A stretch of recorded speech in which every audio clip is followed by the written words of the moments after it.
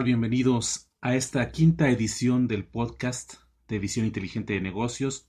Te saluda Max Villanueva, agradeciéndote como siempre las muestras de afecto y de confianza en este proyecto de Visión Inteligente de Negocios a través de los diferentes medios de comunicación que hemos implementado como Facebook, YouTube, actualmente en un grupo de WhatsApp en el que estamos compartiendo sobre todo libros digitales relacionados con administración, con negocios, con empresa y con innovación. Te saludo, deseando que te encuentres muy bien y en esta ocasión voy a iniciar un podcast que lo vamos a ir compartiendo en diferentes momentos o elementos. Esta sería la primera parte del podcast número 5 y surge a raíz de una noticia que se daba a finales del mes de junio, la bancarrota en la que se había declarado el Circo Soleil. Si ubicas por allí este modelo de negocios, recordarás a una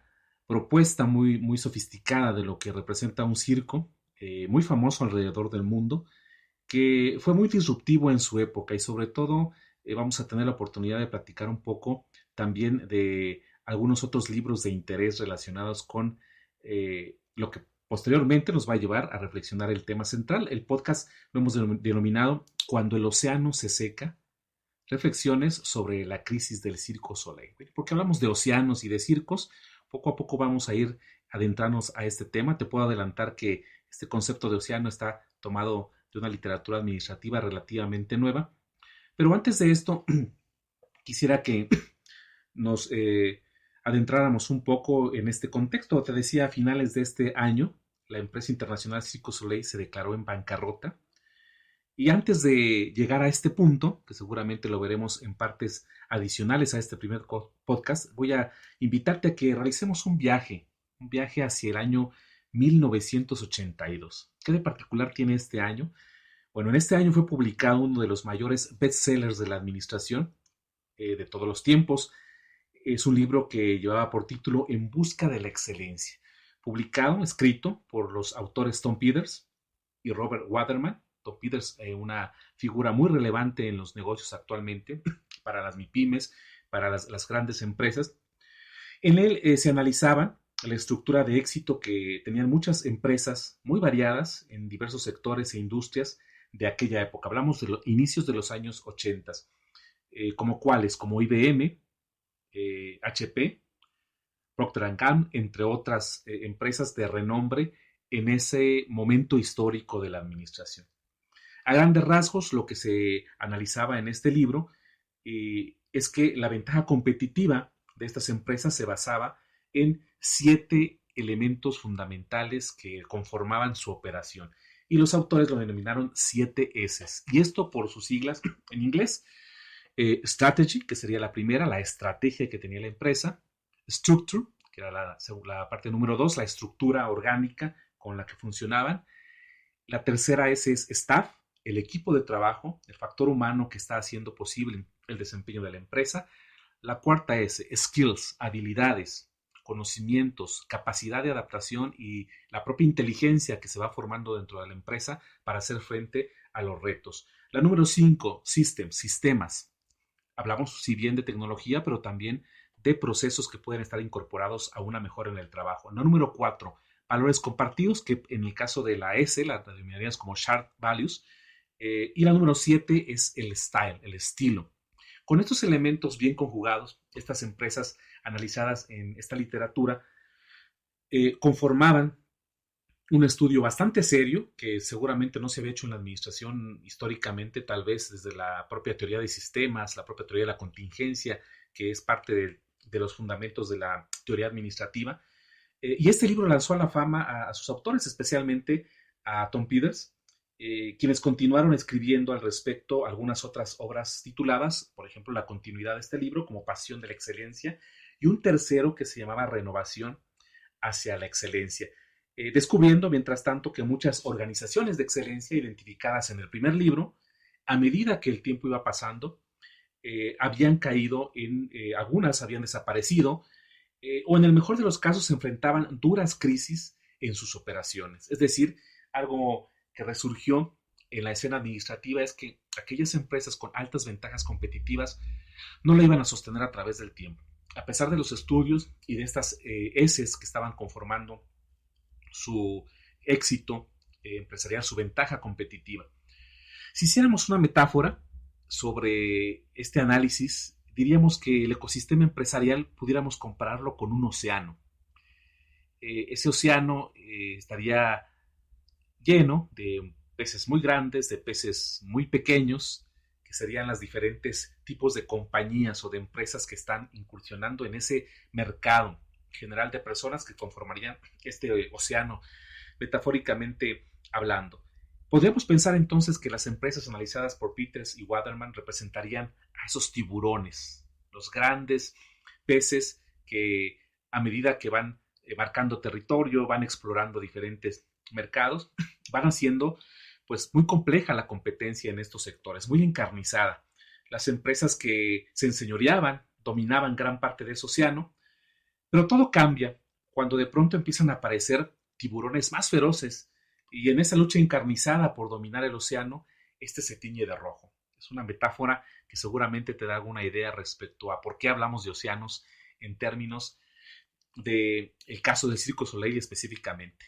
Porque esta metáfora precisamente del océano no la estoy inventando en este momento, sino existía propiamente, pero fue retomada de una manera más seria a través de un estudio muy similar al que hizo Tom Peters y Waterman. Fue retomada en el año 2005, documentada por dos autores, Chun Kim y René Maubourg, en su libro de Estrategia del Océano Azul, que tenía un subtítulo que decía cómo desarrollar un nuevo mercado donde la competencia no tiene ninguna importancia. Y llegamos al punto medular. ¿Por qué hablar de océanos? Hemos hecho la metáfora de los océanos rojos, teñidos de sangre por la competencia encarnizada entre estos tiburones y los que dominan las aguas y los mercados que representan los clientes, los usuarios.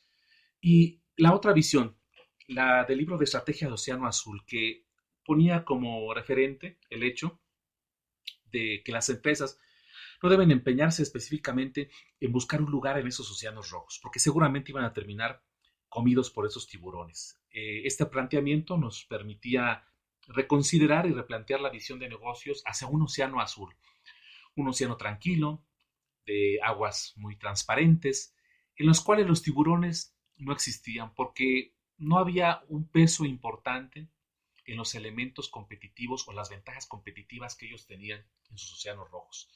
Suena un paraíso, pero precisamente en el capítulo de este libro, de la estrategia de Océano Azul, uno de los modelos representativos de empresas que nadaban en esos océanos era el Cirque du Soleil.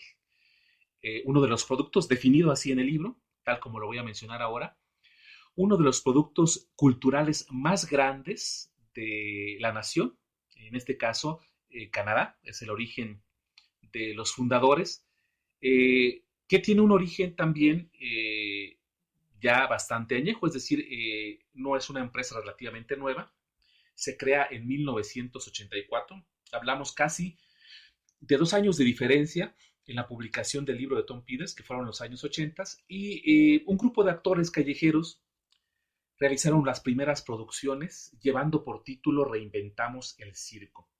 Era un ejemplo icónico entonces del Océano Azul. Empresarios que experimentando con sus habilidades circenses, algunos de ellos tuvieron la oportunidad de desarrollar estas técnicas de circo en algunas calles en París, uno de sus fundadores, Calle Liberté, su nombre, y empezaron a analizar los elementos que hacían diferente a esta propuesta de circo. Si hablábamos en los años 80, cómo era el circo tradicional de esa década, que continuó durante algunos años más, y era lo representativo, pues la variedad de animales que podían tener, algunos espectáculos más o menos tradicionales, pero en el libro Océano Azul se explica que el Circo Soleil llegó con una iniciativa totalmente diferente. De entrada, si tú conoces un poco el concepto, verás que el Circo Soleil no emplea animales bajo ninguna circunstancia, adelantándose por mucho a regulaciones posteriores que hubieron en esta industria en el cual el manejo de los animales fue cada vez más complejo al extremo que muchos se tuvieron que deshacer de ellos. Además, quitaron también la visión de que el circo es exclusivamente para niños y que los adultos pues únicamente van acompañando a esos niños y no se divierten. El Circo Soleil en realidad era un espectáculo que poco a poco se fue convirtiendo de alta gama, es decir, no era tan sencillo comprarse un boleto para disfrutar de sus espectáculos. Además, cada espectáculo era temático, se centraba en un tema en particular, de tal manera que si yo iba al Circo Soleil en este año, podía ir fácilmente al siguiente y tenía una gran variedad de espectáculos en los cuales yo podría analizar, ver la forma en que me iban a presentar un tema. Había temas ecológicos como O, que hacía una reflexión respecto al cuidado del agua, algunos más que retomaban la cultura asiática, con Raleón, por ejemplo, con contexto de las tradiciones culturales de China, y una gran diversidad que fueron explorando. Se centró al inicio en estrategias de diferenciación y bajo costo, cosa muy interesante porque cuando nosotros aprendemos un poco acerca de estrategias, sobre todo las de Michael Porter, hablamos de diferenciación, bajo costo o liderazgo en costos, como también se le llama, o enfoque, dependiendo la forma en que la empresa quiera operar, pero este modelo de Circo Soleil se fue directamente sobre dos conceptos, diferenciarse y tener bajo costo, aunque posteriormente, a medida del éxito de la empresa, se fue convirtiendo en un segmento de mercado un poco más elitista, más de alta gama, como decíamos. Había nula atención a los tiburones del sector del entretenimiento circense. No tomaban como modelo a ningún otro circo que existiera en esa época. Habían algunos principios básicos en la estrategia del Océano Azul, en la que sobre todo se fundamentaba que este modelo era virtuosamente imposible de imitar. Hubieron muchos intentos, pero el Circo Soleil se fue consolidando como una marca única que se distinguía fácilmente de sus competidores. Y era muy difícil, ese coste de cambio de la que alguna vez hablábamos en otros podcasts también, para el consumidor. Pero ¿qué sucedió después? Ellos disfrutaron de un océano azul por más de 30 años, más de 3 décadas, 36 años aproximadamente para ser exactos, antes de llegar a la decisión de entrar en bancarrota. Afectando con esto a muchos empleados, hablaremos de números específicamente en el siguiente podcast. Pero ¿qué pasó con este océano azul? Que al parecer era tan virtuoso, que ya no se representaba mucho con los océanos rojos que experimentaron o que pudieron vislumbrar Tom Peters y Robert Waterman en los años 80. ¿Qué sucedió? Podemos decir, y metafóricamente, y esto sí es un concepto que estoy involucrando, que el océano se seca. Es decir, la ventaja competitiva está, los elementos diferenciadores están, pero el océano, que es mi mercado, mi consumidor, ya no puede llegar a él por razones muy obvias. El mayor peso de la crisis de Circo Soleil es esta contingencia del coronavirus, del COVID-19, que está haciendo y moldeando las pautas de consumo, como también lo hemos comentado en otros podcasts, y está haciendo que muchos sectores, especialmente el del entretenimiento, se vea afectado. Hemos llegado entonces a un punto en que el océano azul parece que se ha secado para muchas industrias. No es el caso de todas, pero ¿qué pasa entonces cuando el océano, que ya no es rojo, sino en el cual yo disfruto de cierta estabilidad, se seca? Te voy a dejar con esta reflexión y te voy a invitar a que continúes conmigo en el siguiente podcast para poder llegar a algunas conclusiones interesantes. Mientras tanto, te invito a que nos sigas como Visión Inteligente de Negocios en YouTube, en Facebook, en nuestros diferentes podcasts y estés al contacto de muchos temas que iremos compartiendo contigo y espero que sea de tu interés. Me despido, te envío un saludo y mucho éxito en lo que estés realizando.